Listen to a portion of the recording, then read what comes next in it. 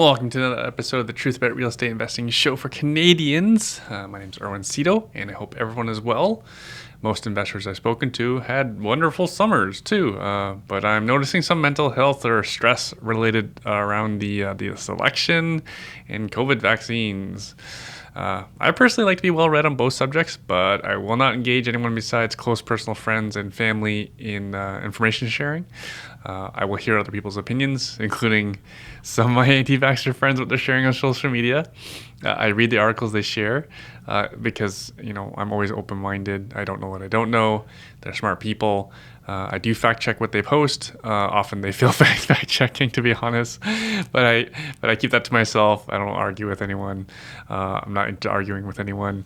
For anyone who's read the book, How to Influence Friends, How to Win Friends and Influence People by the legendary Dale Carnegie, there are no winners to an argument.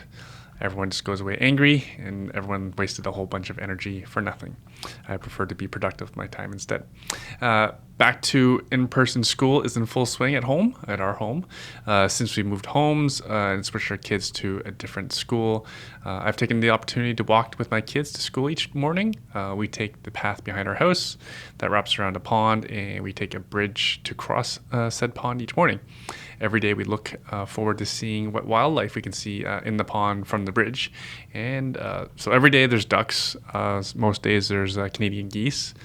And I don't know what it is, but lately it used to be we see a blue heron once a week, maybe at most, in the pond. But during back to school, we've seen a blue heron almost every day. If you don't know what that is, it's a massive bird. A big wingspan. Its wingspan is probably as wide as my arm, so around 6 feet. And it likes to fish and look for and it's looking for its breakfast or for like minnows and frogs and whatnot. And I actually think that blue heron followed me to the golf course later that afternoon as I saw one there as well. After school, 4 days a week, my kids have kickboxing class. And good news, bad news, our gym's renovation of a second workout room just completed. And they host now adult classes at the same time as kid classes. So parents can work out instead of being just, spectators. My first thought was, oh no, I feel tired all of a sudden. I don't want to do any more work. But as the news sunk in, I recalled how bored and fidgety I get when I just sit around watching my kids practice. I generally prefer to be productive with my time. Exercise would be productive. If you're learning to box or kickbox, it's a wonderful workout for anyone who's ever tried it. So I signed up for Monday's class. Technically, I haven't even signed up for the class yet. Coach Jamie, one of the owners, is going to be pissed at me because I joined the class. I'd said I'd sign up. I still have to sign up for, liability reasons. Anyways, I had a blast. We hit the heavy bag. I hit a teardrop bag as well, with a variety of punches from just tapping the bag to actually hitting it pretty hard with some burpees sprinkled in plus push-ups. Then the second half of the workout, we circuit trained. So some weights and lots of abs stuff, crunches and mountain climbers. And anyways, it left me a sweaty mess. The class was taught by our gym owner, Coach Maz, as he's known. And he also happens to have a professional kickboxing record of 38, 6-2. Which is a whole lot more than experience I've ever had, and I'd never want anyone to punch me in the face. After class, he asked me if I would stay after class. I'm like, what's up? Did I do something wrong? But he actually asked if he could get a picture of me with my kids. Because remember, I'm only at kickboxing because I drop off my kids in the main gym for their kickboxing. But it was only at that point that I realized, first of all, in the class there's 5 people, and it was the first class I ever had, and everyone's, no one's young. Everyone's well over 30, and 40, 50, whatever. But then everybody else left except for me, and then I realized I was the only parent who actually had a kid in the main class. I'm the only parent who took up the offer to take a free trial, while all the other parents with kids in the class just sit and watch their kids. The rest of the people in my class were just there to train. They didn't have any kids at kickboxing that day or that time. So after class, my kids were asking me about what I learned that day. They asked me specifically what combos I learned. I told them it was the first class ever. So all I was doing was some jab, cross, hook, uppercut combination. My kids informed me that's not a real combination, Dad. As my kids, they all their combinations includes kicks. It is kickboxing school. So this overall is an example of a business management strategy of called leading from the front. As in this is a great example of I'm taking a class in something entirely new. I'm out of my comfort zone. Normally, I just sit there and you know read emails on my phone, read the news, check my trades. But I'm demonstrating to them that I'm not asking them to learn something I'm not willing to learn or do myself. It's not easy, but I do it anyways. Now thinking about it, I can't wait to one day hold pads for my kids and for one day that they do the same for Cherry and I. So holding pads meaning holding, instead of hitting, for anyone who's seen boxing training, usually there's a trainer, they hold literally pads on their hands for you to punch. I can't wait to do that for my kids, and vice versa. So on to this week's show. We have Tim Tsai, and he's a full-time real estate professional investor. And for Tim, that means only working 20 hours a week. Pretty sweet. I'm pretty sure many people listening to this who have day jobs work a lot more than that. Oh, we didn't always work that though. He mentions on the show he worked about 4 times that when he had a corporate job. After achieving financial freedom in his late 20s, after 25 months of hustle. Wow, only 25 months. You guys have to listen to this. But after 25 months, he took on a contract job to teach what he's learned being an investor, and he's been asked to give back to the community for 7 years. For 7 years after he retired, Tim and I have a pretty open conversation, which really means that Tim is pretty open on today's show. He shares how he's had several heart attacks before the age of 30, how he lost $1 million on a real estate joint venture, and that included a lot of other investors' money, how he's bounced back from that, and he currently holds 380 doors. Yes, that's right, 380. It's a pretty great conversation. It's a great show. I hope you enjoy it.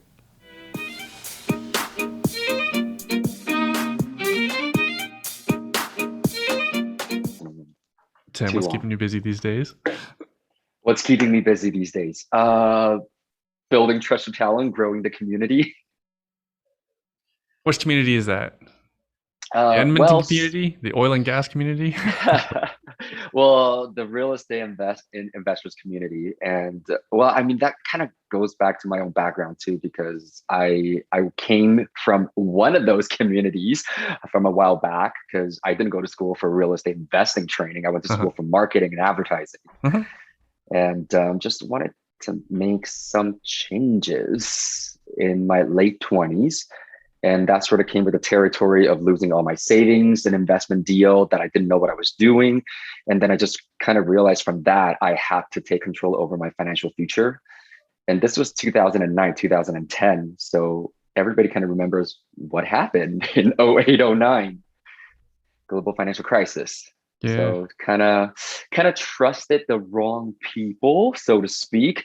Obviously, when I say that, that's more of a victim mindset. And that's why pretty much after that, I'm like, okay, you know what? I can work my butt off for the next 20, 30 years. And if I don't know what to do with my money, this could still happen again.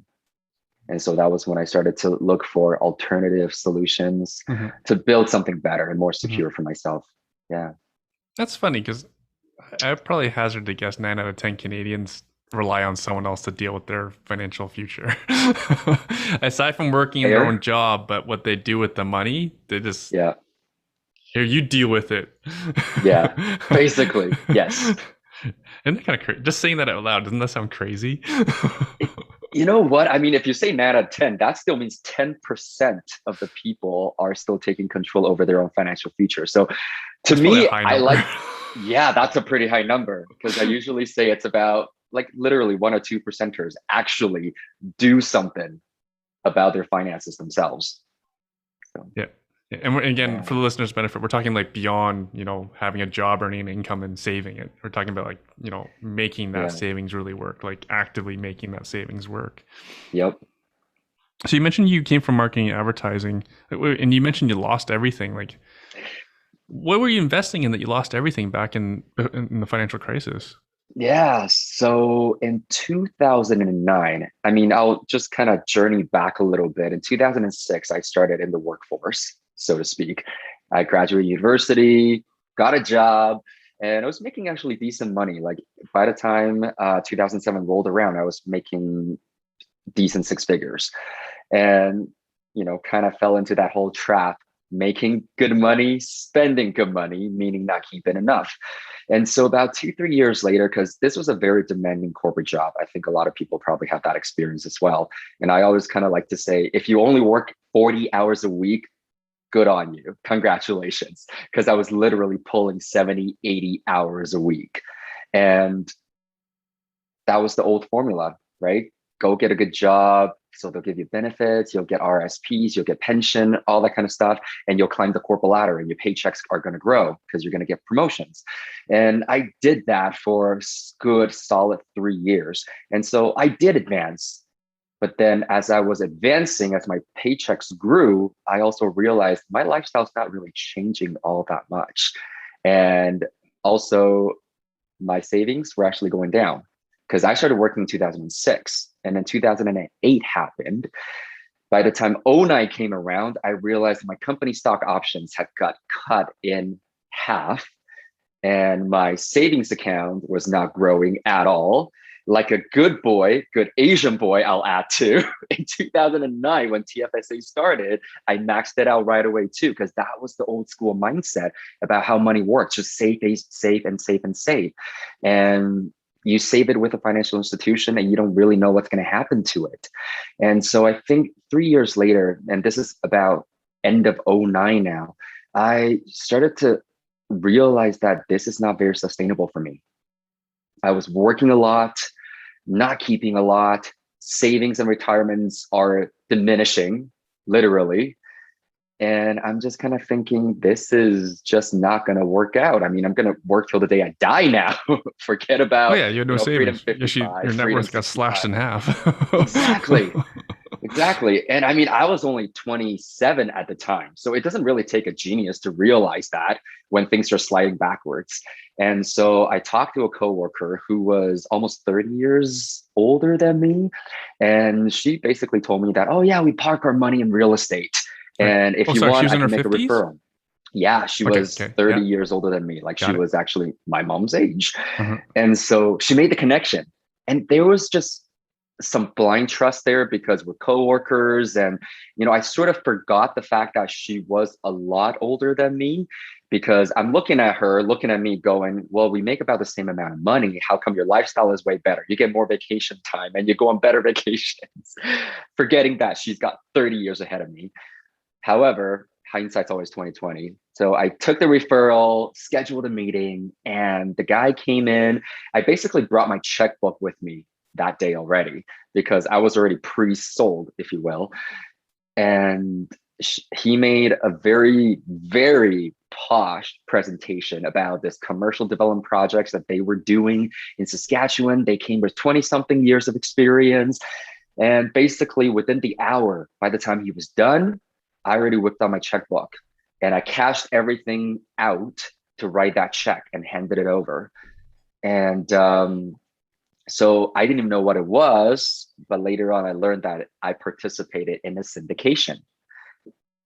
And so I put my money in and thinking that about a month or two later, I'm going to get my D certificate proving my ownership, however many percentages that I have with the money that I put in. And I did get a letter a couple of months later. This is beginning of 2010 now. And I just about cried because instead of a letter coming from a law firm giving me my deed certificate, it was actually a letter from a law firm saying that they had taken everybody's money and ran. And so they were asking all the investors to be involved to come to a meeting to figure out what the next steps were going to be on whether or not we can actually recuperate any money at all. And so I've never been through anything like that. I was just kind of shell shocked. And so I went to that meeting And it happened in an office downtown in one of those giant towers. I got in the elevator and pressed the floor that I was supposed to get to. And as the elevator goes up, I started hearing like rumblings and screamings and yellings and crying and howlings. And I'm like, oh my God, this is weird. It's like I'm in a horror flick. Yeah, so And it's I don't like watch those kind of movies. It that. was Stop crazy. elevator. I know. I'm like literally like, I think, can I press a different floor? I couldn't because security had to let me up. It's one of those, elevators where you can only go to the designated floor that you're meant to be. So Okay. I'm like, oh my God, like my heart's like pounding super fast. And then of course, by the time the door opens, I'm going, this is the floor that I'm supposed to be at. And it's just ruckus. And I'm like, okay, fine. You know what? I'm here. I'm gonna go find out what's happening. So I got to the room, and basically, as soon as I opened the door, what I saw was just people, just tons of people standing, sitting, standing on a table, lying on the ground, pounding on the floor. And then I realized that I was probably one of the youngest people there, if not the youngest person. Everybody else is in their 50s or 60s or maybe even 70s. And people are saying things like, oh my God, I'm going to do things. Well, I'm not going to repeat some of those things because that's going to land them in jail. I hope none of those things actually happened. But what was really heartbreaking was hearing people saying things like, that was my entire life's work. That was all of my savings. How am I going to pay my bills? I'm not going to retire now. I'm going to have to go and get a job at McDonald's. And like that, like shocked me to my very core. I thought I got shocked a few weeks prior getting that letter. Seeing this, Yeah, you thought you had I it was, bad. yeah, I became numb. And I walked away from it. Obviously, the lawyer sat everybody down, managed to have some sort of peaceful moments to go through the procedures and the next steps, and whether or not we were all willing to participate. We all had the options. And I walked away from it. It took me a few days, and I decided, you know what? No, I'm not. I'm not going to be a part of this. And this is also actually another turning point for me because I heard how much people were losing, and I realized I literally wrote over a check just shy of $50,000. So that's another wake up call for me too, because I was making six figures for 3 years in my 20s. And I'm like, where did all my money go? That's when I realized that, oh my God, somebody called the CRA was taking a lot of my money. And so even though I was making good money, I wasn't keeping a lot in the first place. And we were living pretty large in our 20s, me and my partner. And yeah, when I wrote over that check, it didn't hit me that I only had less than $50,000 to play with, or to invest with rather. Mhm. And so when that money went away, I was thinking, hang on a second. Oh my God, I've been working for 3 years. How many more 3 year blocks do I have? And if I continue to live the way that I do, this is really just not going to work out very well for me down the road. And so I decided not to participate in it. But you know what they say, everything happens for a reason. A few weeks later, I was driving for work, radio was on. I think I'm kind of dating myself now, right? Radio was Radio. on, and I'm listening to this ad going, learn how to invest in real estate the right way. And I guess I've always been interested in leveraging real estate as a vehicle for investments. And so I just decided to go to the training. And as they say, the rest is history. I went to their free seminar, and then I moved on to the next level, and then I moved on to the next level.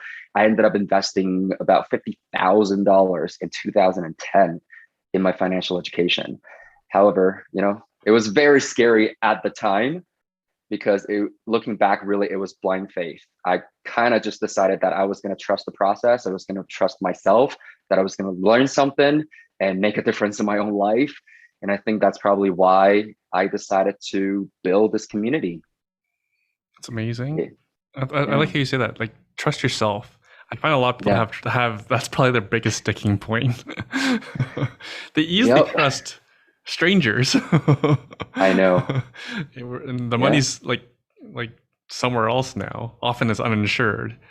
but Yep. they have trouble trusting themselves. Yep. Now, Tim, can you fast forward for the listeners' benefit? Can you explain where you are? Can you explain where you are now in terms of like where you are financially, in terms of in your bio, for example, you have properties in multiple countries. Like, could you ever I imagine you're pretty comfortable financially now, like based on your asset base. Yeah. What can you can you explain? Can you elaborate on that a little bit for the listener? Like, what do you? Yeah. Well, You don't have to open. happy You don't have to show to. me your Yeah. T4, but like, Yeah. Happy to. I mean, I don't know if you've watched the a comedy show on Netflix by Ali Wong. You I know, love she Ali Wong. goes, Oh, yeah, she's hilarious, right? Right. She goes, the income bracket that I strive for is Noah Mango from Whole Foods. Or if I'm walking down the street and I see a quarter on the street, I'm just gonna keep on walking. And so the funny thing is, I think I've been fairly blessed over the last few years being in this industry. I've met a lot of really, truly amazing and inspirational figures who have really experienced financial success as well. And so I've been inspired by a lot of those people where they say, you know what? The income bracket that I strike for is that I can literally do whatever I want, however I want, whenever I want. And this is why usually even when I'm teaching other people, I tell them that, hey, you know what? Everything is a process. And this is why to me, financial freedom, I actually typically break it down into three different levels. The first level is what most people know as getting out of the rat race, so to speak, meaning you do have enough passive income coming in, meaning you don't have to show up for work or no longer trading hours for dollars, and all your basic expenses are covered. So you're not stressed about paying bills. And then the next level, usually for most people, and for myself, that was the case too, is that I replaced my corporate income. So it's an income replacement number that we all strive for. And it's not a gross income, it's a net income. Because typically speaking, most people's jobs pay them just enough that they cover all the bills and a little bit of extra. So we all get to have a little bit of lifestyle, right? We can travel, we can buy presents, we can have Christmas gatherings, that sort of things. And so that's usually the second level.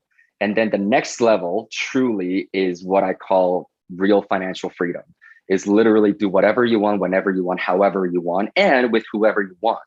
Because side note, I grew up a fairly lonely only child, and I've been very fortunate that I have a lot of really close friends, and my close friends are literally like family to me. And so one of my biggest whys, my purpose and my goals of building stronger financial resources for myself is so that if I want to go somewhere, for example, I love traveling, and my friends are saying, yeah, I can get the time off. However, it's probably outside of my price range, or I can only go for 2 days out of the 7 or 10. I can go, you know what? Just come. If you can get the days off, I will cover your flight, your accommodation, and even food because you're my family. And that's the way I wanted to do it. And so the first time I got to do that was actually 2014. I took 9 of our friends to Disney World for a week. And so that was really nice because I started my training journey in 2010 and I declared financial freedom in 2012. So I literally worked my butt off for about 25 months. And funny enough, I didn't voluntarily quit my job. I know a lot of people have that goal or dream or that aspiration of firing their own bosses. I didn't really have that because I actually did enjoy what I was doing, minus the crazy hours. And so when that happened, the day I got laid off, it was July 25th, 2012. And the reason why I always remember that date was because I actually went home that day and I looked at the time, just the spreadsheet of my portfolio. And I realized that I already hit financial freedom number one, meaning I actually don't have to find another job now to pay my bills. And so I had a decision to make. Do I go back into the workforce, find something else? Or, hey, how about I invest a little bit more and become a full-time investors, like what most people would call us? And by full-time, really, I mean, we're putting in usually what, 20 hours max a week. Back then, definitely a lot more, and now a lot less as an investor myself. Um, just decided that I'm just going to continue to invest. And this is why to this day, over 90% of our portfolio is built on other people's money because once I got laid off, I no longer had qualification, even though it was 2012 and lending rules were a lot looser than what they are now too. However, I maxed out my qualification. And so this is why one of the biggest things that I'm always helping others to do is really how to attract money properly. Because I've had the experience of losing all of my savings. So when I'm actually investing with other people's money, to me, it's sacred. I take a lot of responsibility and accountability for it. And the other thing is, I think it's because I went to school for marketing and subsequently also got into a sales professional. I was never really that afraid of rejections. So I think that helped. I mean, all of our previous skills or all of our collective experiences, they will always help in whatever venture we go into. Because when I first started in real estate investing, one of my biggest roadblock was, oh my God, if you gave me a hammer, it's more of a weapon than a tool. I couldn't build anything with it. A weapon for your own self-injury then. Exactly. And so I had this roadblock thinking, oh my God, maybe this is not for me.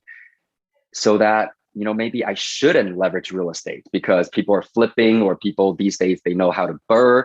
Bottom line is you need a crew. You need to know construction. And I realized that you don't need to know construction.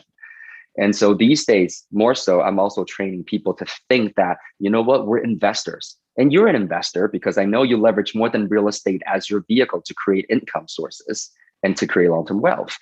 And so the mindset shift really is, no, I'm learning how money works. And I'm just leveraging real estate as my main investment tool to generate multiple sources of income and long-term wealth. And so coming back to sort of where I am today, it's because of everything that kind of added up together that, yeah, over the years, in 2013, we expanded into the US market. In 2017, we expanded into the UK market. And all that, I'm just going to be completely transparent, all for selfish personal reasons. My husband and I, we enjoy traveling, and we've always wanted to have vacation homes across the globe. And so we were taught that, hey, you know what better ways to do it than being able to vacation while conducting business at the same time. Yeah, working on vacation. Exactly. And so that's actually how we ended up in the US market first, and then subsequently in the UK market, because it kind of opened ourselves up to all of North America and parts of Europe too. Yeah. So Tim, can we go back to those 25 months? Yes. Yada yada yada. 25 months that got you to level 3 financial freedom. I imagine someone who hasn't gone through that process would like to know like what happened in those 25 months. Yeah. So in those 25 months, wow. So So I started educating myself, and so meaning taking real estate investing strategy courses in 2010, as I mentioned earlier. And like I said, I did have a mental block. So I wasn't crazy about flipping or finding distressed properties. And it was at that time I learned a little strategy that people know as lease options. And the street name for it is rent to owns. And that's why to this day, that is still my baby strategy, because within the first 2 years, I managed to do 36 lease option strategies. And sorry, you did 36 of them in 25 months? 36 in the first 2 years. Okay. And I'm happy to share how I did that as well. So, well, let's just clarify first, in case someone doesn't know what a lease to own or rent to own is. What is a lease to own? Yeah, we're still talking about real estate.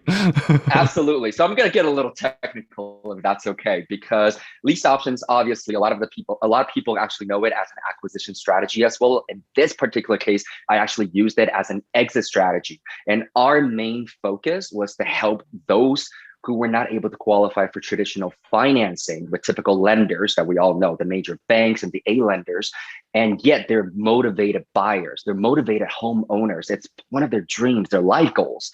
And so we leveraged lease option to help people become homeowners, and mostly young families, actually. And the markets that we were in were Edmonton and Calgary, because Edmonton is where I live, and Calgary is the nearest other major city as well. And this was the year 2010 to 2012, as you know now. And the markets were great, and oil was booming. We're very much oil and gas heavy economy here. And so there were a lot of people that were making good money. However, they had made some blunders that they weren't able to qualify for traditional lending. And so we kind of came in and positioned ourselves as alternative financing solutions for them. And we worked with a lot of key power team members like mortgage brokers. And we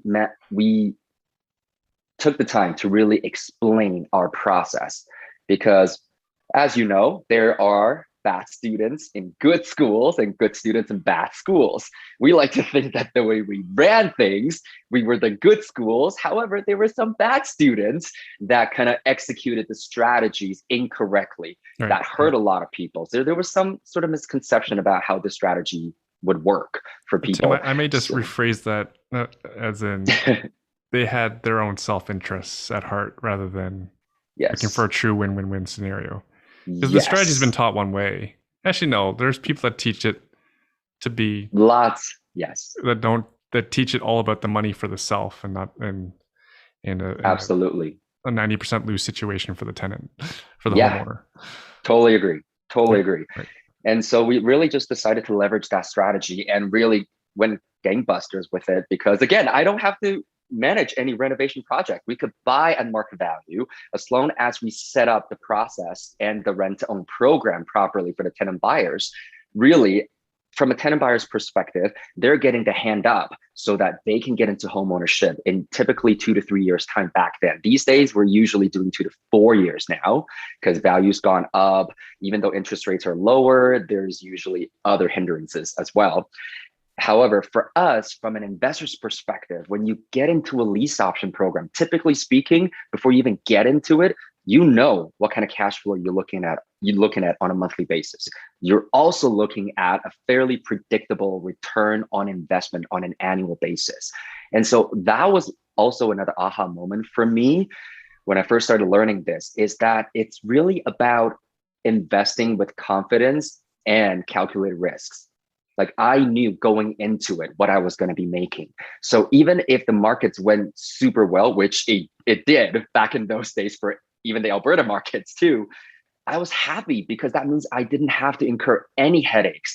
Let's say, getting technical a little bit, if the option to purchase price for a tenant buyer is $400,000 and the market value when they were ready to purchase is 420, 425, that means I already cashed out properly on a monthly basis for 2 to 3 years. I already knew what kind of profit I was going to be making. When the market value exceeded the contract value, that means I know my tenant buyers were going to qualify for that loan, no problem. There's no appraisal issues that we would have to deal with. Right. And And they're everybody's gonna, unless happy. they're morons, they're gonna buy the house. Exactly. Exactly. And so this is why sometimes when I hear investors going, "Oh my God, you know what? Value went up. I really don't want to sell anymore." I'm like, contractually, you agreed to sell at that price already. I know you trade stocks as well, right? So you're bound by that. It's an option contract. Yeah. But It's actually that's funny. That's how I've explained covered call strategy to real estate investors. This is rent to that's own. funny. Yeah. Lease to Side own. note, yeah, I actually just started learning how to trade futures beginning of this week. So Hardcore. that's another conversation. Another conversation. It's over my Yeah. head. Yeah. So Tim, Yeah. you're talking. You started this in 2010. Did you? Because the Alberta real estate market in Edmonton, Calgary has been pretty wild, Yep. volatile. Some would say. Were you in Yeah. it the entire time? The entire time. So you know what? Let's talk about rainy days. How's that? Yeah. Because this is the show is truth Because about real estate investing. I yeah, prepared you for that absolutely. because this Yes. is never all sunshine and rainbows, folks. No. No, it's not. I mean, there are a lot of headaches and tears and sweat really behind the scenes, and I'm not going to sugarcoat it, because in 2014, obviously, oil and gas started plummeting, and in 2016, while we were vacationing in Italy, one of the last days. We were there for almost 3 weeks, actually. And so one of the last days we were there, I got a call that nobody ever wants to get. It was one of our partners in Calgary who we actually had at this point. I don't know the exact number now. I've done, I've worked really hard to erase some of the details out of my head. We had nearly 100 doors held together. And Just you and this partner, you and this one yes, partner. yes. Okay, that's And a lot. yes, and the partners were the managing partners down there because the properties were scattered around the Calgary market. Long story short, some of the people in that business, they were doing shady things. And the main contact that we were working with was also mildly blindsided. And I got a call basically saying that they were filing for bankruptcy. And what that translated into for us is we basically lost $1 million in cash overnight, plus equity, plus all the OPM debt servicing we had to do. And so leading up to that point, that was probably the biggest loss that we had endured. Because if you think about it, I mean, 08, 09, yes, the economy crashed, the market sort of came down a little bit. However, oil was going up. So Alberta kind of had its own bubble. So ever since 2010, when I really got started in the real estate investing industry, the market's been pretty good to me up until about 2015. And 2016 was the big blow there. However, we were still very young when the market was going up. So we weren't really acquiring all that much. I mean, some would say, 3-digit in number of doors in 5 years, that's pretty good. For us, we had really big goals for ourselves because we both came from corporate jobs that we were making decent money. So we knew we had to work hard, haul ass for a few years and retire. And so really in 2016, when that happened, we looked at our portfolio, and this is also why I really do teach people to diversify in markets as well. And so, earlier we were discussing, you said you like to stay in your home market. And I said, no, this is why I go into various markets. The sidebar to that is, even though we did lose a lot of money with that particular partner, between 2013 and 2016, we already started diversifying into the Ontario market, into the East Coast, and into the BC market. And BC market was booming. And so we were able to actually liquidate some of the other projects to cover all the losses that we had in 2 years' time. Tim, can you share how many assets under management you had? Right now, or back in those days? Both, if you're willing to share. Okay. Yeah, you know what? I think right now, honestly though, I kind of stopped counting after 100. The only reason why I remember 100 something in 2016 was because of the loss we had, because our portfolio got cut down to about 50% of what we had. And so right now we are managing roughly about 380 doors at the moment. And so a lot of people, they like to talk sorry, about Tim, doors. is this all RTO? Is this all lease auction? This is not RTOs.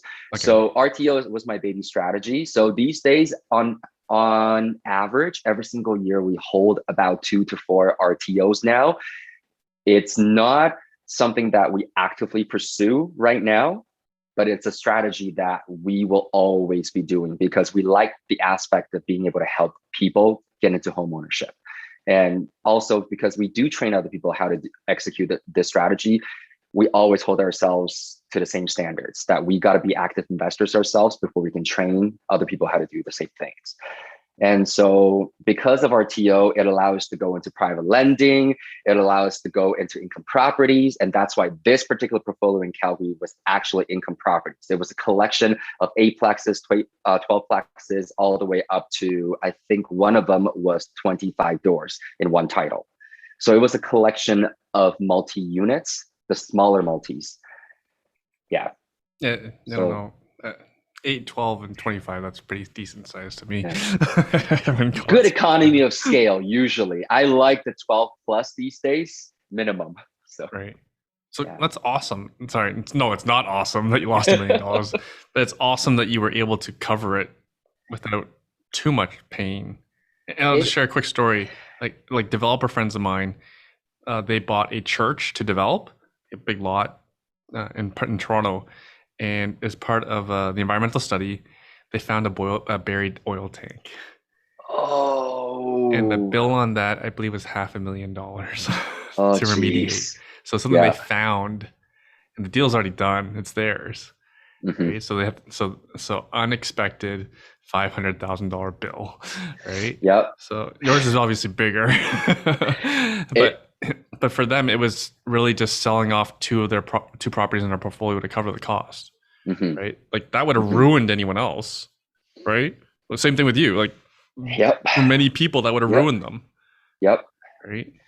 It really, really took us for a ride. I mean, I sort of shorthanded that. I mean, just depending on how long this interview can go, because I think you probably know that from a process standpoint, literally, I had to go. I mean, my husband and I, we're business partners as well. We had to go to all of our investors involved in that project, person to person, to let them know exactly what happened. Like, I, there were a lot of men to your shed. Let's put it that way. I'm not afraid to share that. There was a lot of fear. There was a lot of shame. There was a lot of guilt, a lot of tears, a lot of blame, a lot of victim mindset in the beginning. And then we realized we had to really do some soul searching, because that, I mean, forget about the fact that our portfolio could cover the loss. We actually didn't know when this happened, to be really honest. We had to dig very, very deep and have numerous conversations with our accountants, and really getting our CMAs done on the rest of the portfolio, to really determine how we were going to dig ourselves out of that mess. And that's why I said it still took us 2 years to recover from it. And one of the ways that we did it was we decided to still take them to court. And so by taking them to court, out of $1 million in losses, we were actually able to recover about $128,000 after legal fees are covered. So it's not huge, but it was something. And then we had to start selling things off. And we had to borrow more money to go into more projects, burn more, raise the equity, pull out the equity, and slowly pay back our investors. However, Oh, you that made them whole. process, oh yeah, Wow. yeah, we did. Because I think it's something that I'm really, really proud of today now. In like, going through it was really crappy, really, really crappy. However, like I said from the very beginning, I remember what it was like when somebody took my money and ran. And I had no intention to run, even though legally we could also do the asset protection thing to declare bankruptcy. It's not something that I wanted to do. I wanted to do the right thing. And so when we were going from investor to investor, sharing with them exactly what happened, this was about 3 months later now, after the initial shock, we were able to kind of pick ourselves back up, formulated the plan to show them that, okay, you know what? Unfortunately, we've lost your funds. However, if you're willing to wait for us, we promise to pay you all your principal back and the interest that we promised. But we need time. We just needed time and their understanding. And so the result of that, funny enough, was actually almost 50-50. 50% of the investors that we spoke to freaked out at us, understandably so. They were freaked out, they were scared, they demanded payments. And that's why we had to liquidate right away some of our other portfolio, some of the other properties in our portfolio. The other half said, you know what? We trust you from the get-go. We're going to continue to trust you. And that was a huge life lesson for me too, because most of the 50% that freaked out and wanted out right away were the people that were with us from day one. And the people that sort of came in later were the ones that said, you know what? If we believe that if you've built it once, you can build it again. And indirectly, that was actually what gave me the confidence back too, is when people said stuff like that to me. And, I think we've all done a lot of personal development, read a lot of books, and got inspired by a lot of entrepreneur stories. Like one of the biggest podcasts that I love today is by NPR. It's called How I Built This. And it's just entrepreneurs sharing about their ups and downs and the lows and how they overcame it. And I always heard people say, people like, Robert Kiyosaki, and regardless political views, I remember Donald Trump saying things like, if I lost it all today, I know how to build it back. And other famous entrepreneurs that a lot of people know, they've all said the same thing. However, not until this happened, I didn't realize the power that we all have in terms of that internal strength and that belief in ourselves and how important that is. And so 2016, it happened. By 2018, by the end of 2018, we completely got out of that mess. And then by 2019, we literally doubled our portfolio compared to what we spent 2010 to 2015 to build. And it's a journey, because every step of the way, we were actually kind of surprising ourselves too. We just really blindly trusted the process and believing in ourselves that we're going to work things out. No matter what happens, we're going to get ourselves out of this mess and we're going to build bigger.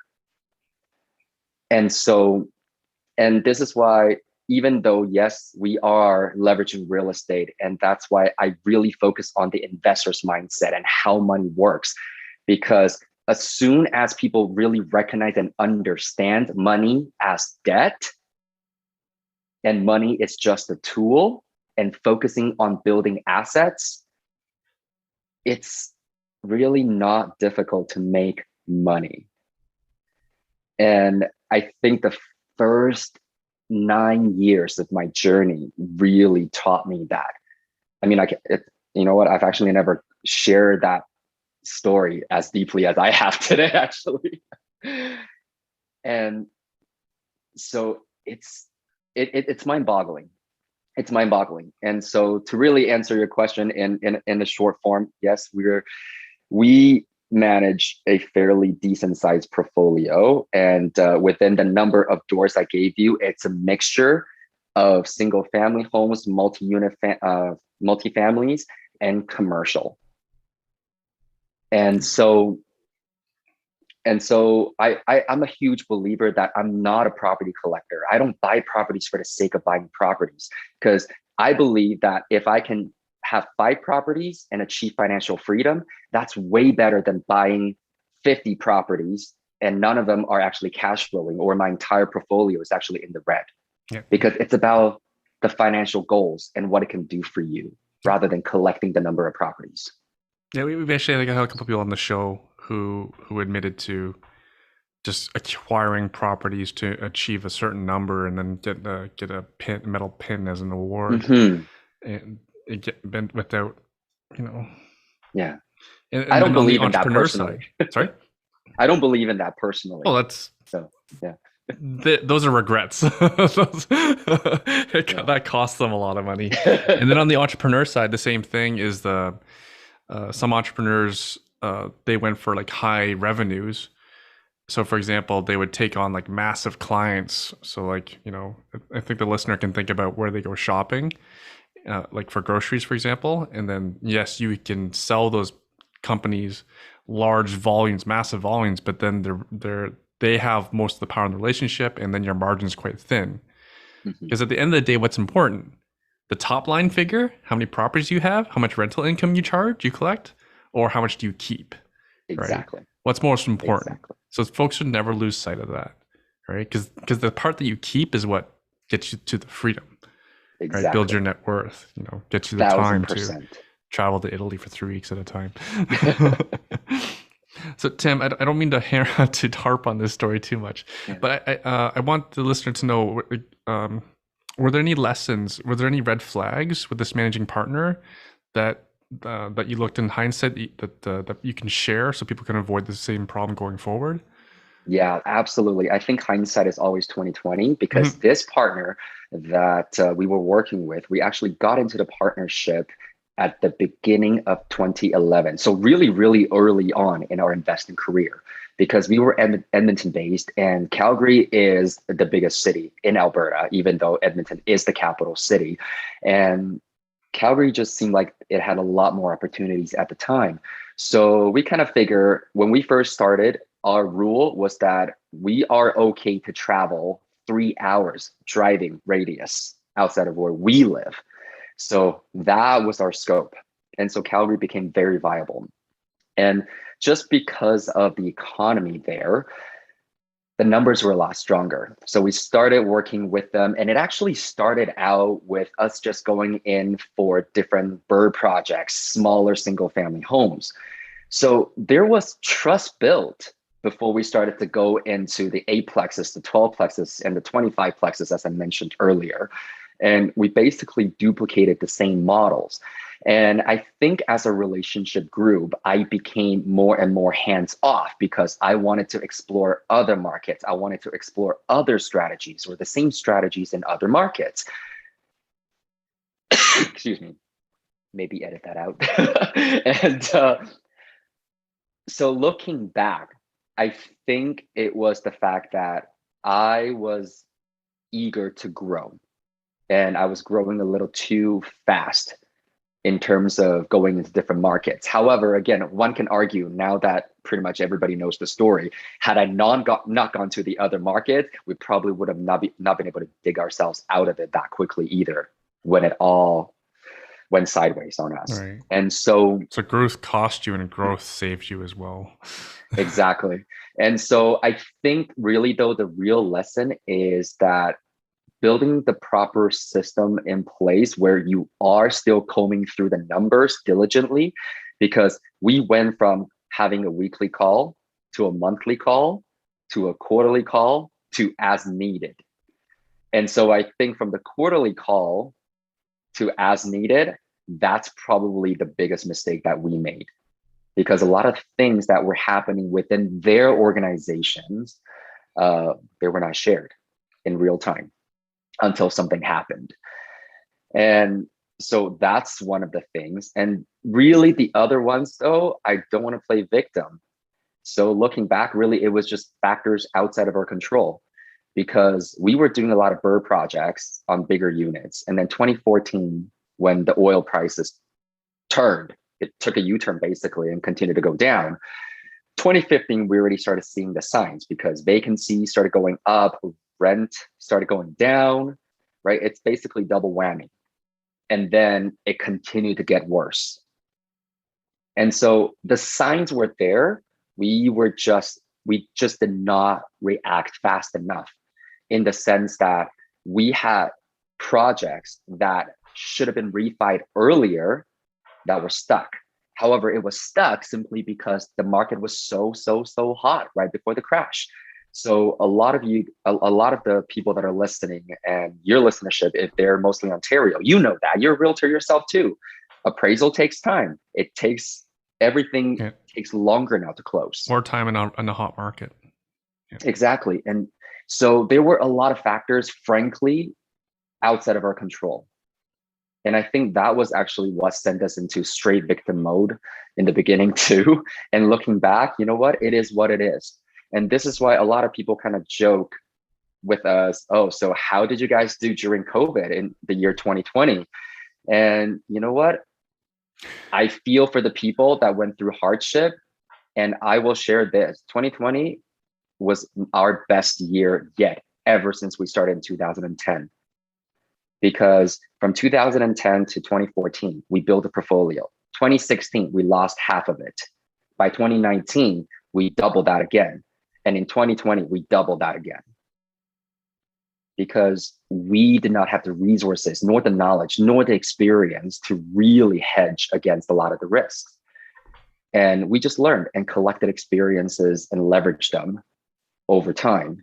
And so, and this is why, you know, I believe in what Warren Buffett says: when other people are greedy, be fearful. And when other people are fearful, be greedy. At the beginning of COVID, people were very fearful. We jumped right in. As in, we went straight into acquisition mode. Yeah. I didn't have the guts to jump in. Yeah. Yeah. So We and just that's bought only this office, because so the biggest yeah, I purchase we've saw ever that. made. Congratulations again. Thank you, thank you. Yeah. No, good for you, Yeah. because I don't think many people had the foresight to jump in like say like March 2020, for example, right? It's still pretty scary. It So was. so Tim, I Yes. want to ask you about Edmonton. You still live in Yeah. Edmonton. I You can live still live wherever here. you want. Yes. What's keeping you in Edmonton? Is it investing? Is it what is it? It's so funny. So many people are kind of joking that Edmonton is basically where I store my stuff now because we're on the road quite a bit. We Okay, travel okay. quite a bit. Beginning of this year, we were actually in the US for 3 months. And then over the summer, we were in BC for 2 months as well. So we're barely home, really. Last year, we were home though because of COVID and because we had just launched Trust Your Talent. So we decided that we're going to give it a very fair effort to really build that community. With that said, I'm here because the sidebar under the sidebar is that I think one of the reasons why I never really lost sight of why I started is because I've had a lot of health challenges personally. I've had 3 heart attacks in my life, a very major depression. I live with 5 autoimmune disorders, and 2 of them are arthritis and rheumatoid arthritis. So really what that translates into is that the dried weather in Alberta is the best climate for me because when I go to Ontario, when I go to BC in the wintertime, damp and cold paralyzes me. Literally, I cannot even get out of bed. I'm in so much pain that I cannot walk. Tim, I had no idea. 3 heart attacks? So What yeah, happened? 18, 19, 29. So so that's really for me, it was really a main driver because it was genetic. There was nothing that I could do about it. 18, I had my first one. They were all minor, thankfully. After puberty, basically, I grew two extra two extra arteries and 1 extra circuit in my heart, and it took me 3 cardiologists to figure that out. And so that's why before I could even get a surgery by the time I was 20, I had another heart attack when I was 19.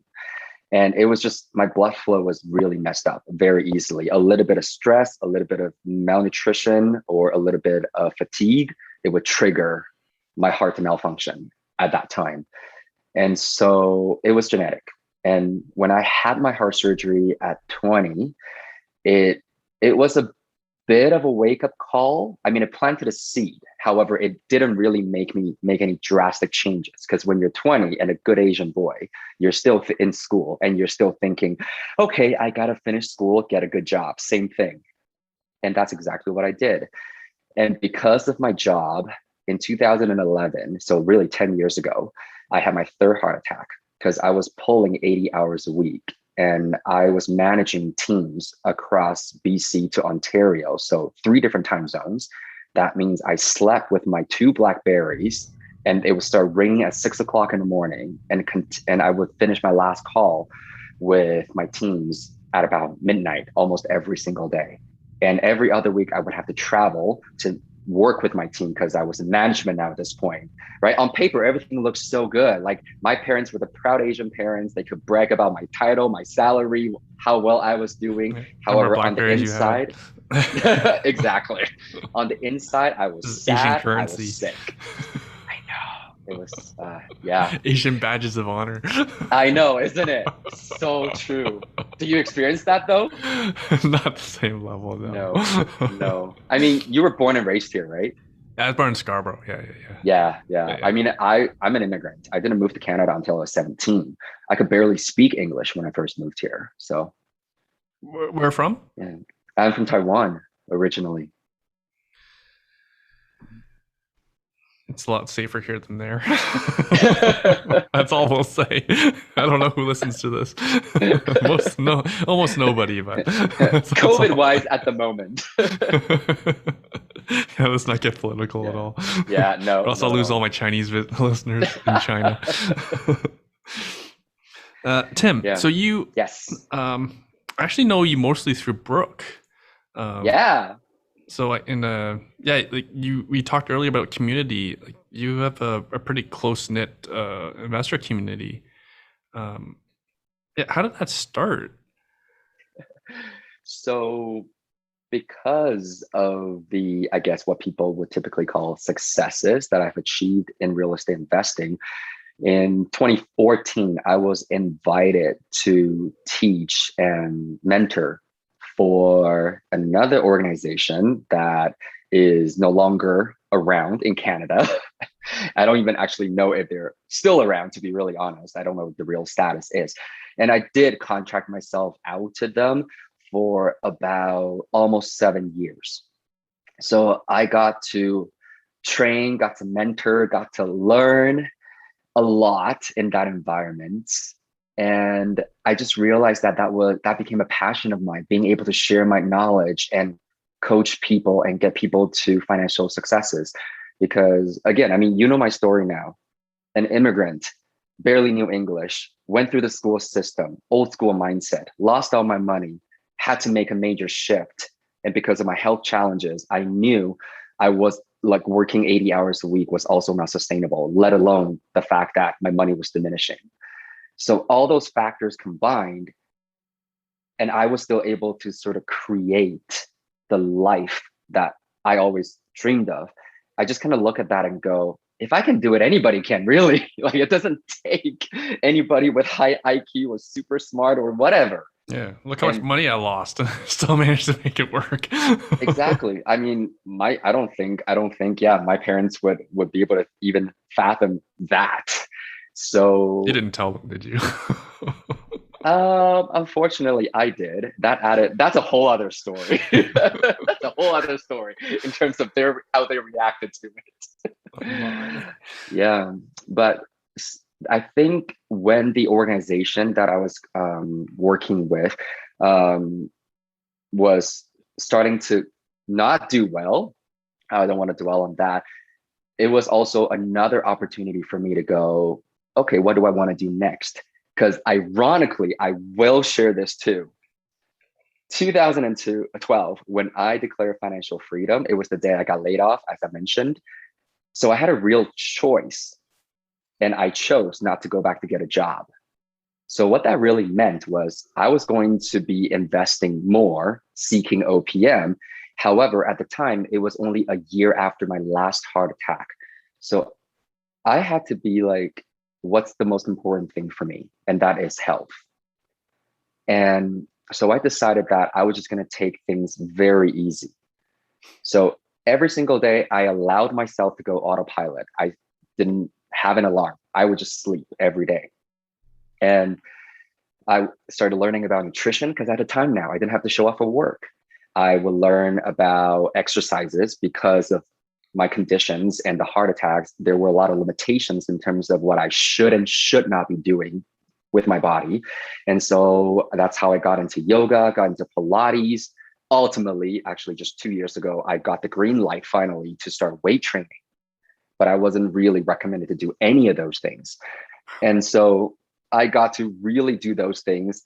And then I started watching TV a lot. I watched a lot of movies, going shopping. However, I did a lot of those things solo because my partner decided to stay in the workforce. So during the day, I'm like, okay, I already went to the mall yesterday. What do I want to do today? And all my friends were working. And so, funny enough, within about the first 3 months after I declared financial freedom, I almost became depressed again because I was bored. And I realized, oh my God, I don't have a purpose in life anymore. Like, yeah, I know how to buy more properties, leverage the lease option strategy. I can do lending now. Money's not going to be an issue now. What now? And so fortunately, it was around that time that the organization kind of approached me and said, hey, you know what? Would you be interested in mentoring and teaching others and sharing your successes and knowledge? And that was probably one of the best things that happened to me. I actually started interviewing for jobs too, because I remember one of my trainers said, you know what? We're like, this is why also I'm not pro quitting jobs. Like some people think that financial freedom means that you have to quit your job. I'm like, no, to me, true financial security, let's put it that way, really comes from having multiple sources of income. And if you love what you do, keep it, keep doing it. It's only when it starts to be soul sucking where it's damaging to your health in any way, then you can have the option to walk away from it. And so I was actually interviewing for jobs again because I needed something to do to occupy my time and to feel like I'm still growing as a human being. And so that was when I actually started training and mentoring. And 6, 7 years later, I basically decided that, you know what, I'm going to continue the mission forward. And this is why with Trusted Talent, really, I mean, the bigger vision of the entire organization is really to enhance the human potential by living a strategically positive life. It's a mouthful. However, I call it strategically positive because I've learned that through a lot of personal development, everything can be strategic as long as you have the right tools, because we can choose how we feel even. I'm sure you've been exposed to those kind of teachings yourself. And this is why I find that having the right tools in our tool belts are so, so, so important. And it just so happens that because I've already been in the industry of teaching people how to increase their financial wellness, so that we decided to launch financial wellness as our first focus, leveraging real estate. And so with that, our mission statement also became creating financial independence one person at a time. And so it really is about empowerment at the end of the day.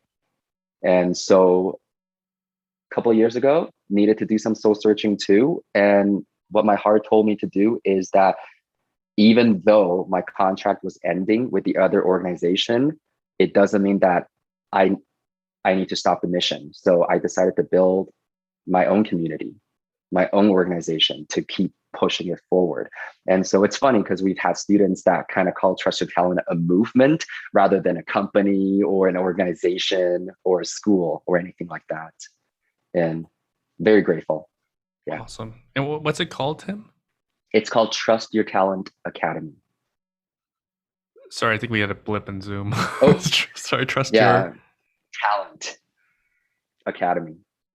I like it because we actually started off before I even knew the name. We were talking about how many people fail to trust in themselves. Yes. Right. Yes. I think everyone needs to at least like no one has all the answers, but at least you have to have some faith that you will figure it out, or someone already knows the answers. Exactly. Right? Exactly. Awesome. So, is there a totally URL agree. For that? Yeah, just trustyourtalent.ca. That easy. And before we were recording, I asked, you're still taking on, do you call them clients? Do you call them students? What do you call it? Yeah, we are still taking on students, yes. Good. Yeah, within the Trust Your Talent, I guess, coaching team, the trainer team, there are actually 14 of us. So it's not a one-man show by any means. Like I wanted to create something because I see it as a legacy project. I hope that this organization will outlive me even. It's the fact that it's not about what Tim Tsai can do. It's not even about what my husband can do. It's about what we collectively, when we come together, what kind of knowledge, what kind of experience we can actually share into the community to continue to build future successful real estate entrepreneurs, investors, and business owners. Because of real estate, we've been actually been able to also branch out into buying businesses as well. Cool. And so, and this is why I love real estate in the sense that it's hard asset, and everything else sort of becomes a bit of a gamble too, especially when you have to build from the ground up. And so we'll always have real estate to fall back on. But because of real estate, we've been able to acquire businesses. And, Asian background, I love food. And so growing up, I've always wanted to own restaurants with those like food stands in Asia. And my mom, again, old school mindset, always said, oh, how hard they have to work. It's not worth it. Just get a good job, pay well, and you don't have headaches. You don't have to bring work home. Yeah, I brought work home a lot. So when we were able to, we started looking into food and beverage business to purchase. And later on, we also got into other alternative investment options as well. So one of the funky things that I got into, I call it funky just because I don't truly understand it. And I have a couple of partners that I trust with my funds. So we're actually investing. I'll use that term loosely because that's not my way of investing. We're parking money in sports cars, Pokemon cards, comic books these days too. So that's just learning from all of our mistakes too, is that we have enough of a passive income that, we can gamble a little bit now for fun too, and to build our other passion projects. Got it. Yeah. Any crypto? No crypto for me. No crypto. That's not. But Pokemon cards. That's where the action's at, right? Yes. Folks, please don't take any of this as financial advice. No, it's not. It's not. That is not the official position. I think safely to say most of your net worth is in real estate. Mine would be the same thing. I would say mostly, yes. And that's actually funny. Like a friend of mine was selling his business, and almost all the value was in the building that they owned, that the business operated out of, which was a restaurant. There we go. What's the value of the business? Well, what's the building worth? That's what the business is worth. Wow. Hey, it's well, it is what it is. Tim, where can folks follow you? TikTok, Snapchat? What are the young people doing these days? You look young. I think you're only just a few years younger than me. I am not young. I'm 40 in a few months here. Oh, world ends at 40. I'm sorry. I would know. I'm 42. Yeah, well, I mean, Asian genes. You don't even look it. You look well, man. Thank you. So, by no means, remember, I was listening to radios in 2010. So, I'm on Instagram and Facebook. Not even on TikTok or Snapchat. So, on Facebook, I do have a page called The Only Tim Tsai. And on Instagram, also The Only Tim Tsai. And on Facebook, on my page, I actually don't post a lot of personal stuff. It's really mostly, I started this thing called My Daily Dose with Tim. And really, it's just kind of sharing my thoughts and ideas and concepts about how I invest. And that's really it. So people can find me there, or they can go to the Trust Your Talent website. Amazing. And bring me up next time you're in town. I saw you were in town. I think you were eating better Chinese food than I was eating. Yes, I was there very briefly. We had a little networking event, and surprisingly, we had almost 100 people show up that night. So that was really awesome. That's crazy. Yes. You just like landed, ate dinner, and then flew home? Well, we were there for a couple more days to see some friends. But yeah, it was a very short trip. Yeah, just because we were kind of forewarned that you might not want to stick around Ontario for too long during this time. Yeah, hopefully things get loosened up. Well, actually, I think things are rough for you guys in Alberta these days. Well, today, we actually just started the whole, I think, COVID passport thing. You got to start proving that you're vaccinated to go places. So, yeah. Hopefully we're out of this soon. I think a few more months. A few more months we should be out of this soon. Absolutely. Tim, thanks so much for doing this. Oh, and also before we go, I always like to give my guests, any final words you want to share with the listener? Anything? What's today's daily dose of Tim Tsai? Today's daily dose really is, if you really feel like you deserve more, there is more in life for everybody. Like, I really truly do believe that. You just need to act on it.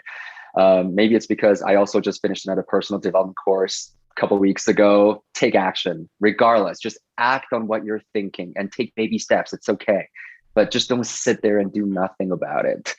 Right? This is why we have communities. If you're not ready to invest in your education, that's fine. Listen to podcasts, read a book, just start something, follow YouTube channels, or go onto other people's site and just get inspired, or listen to How I Built This, like I do.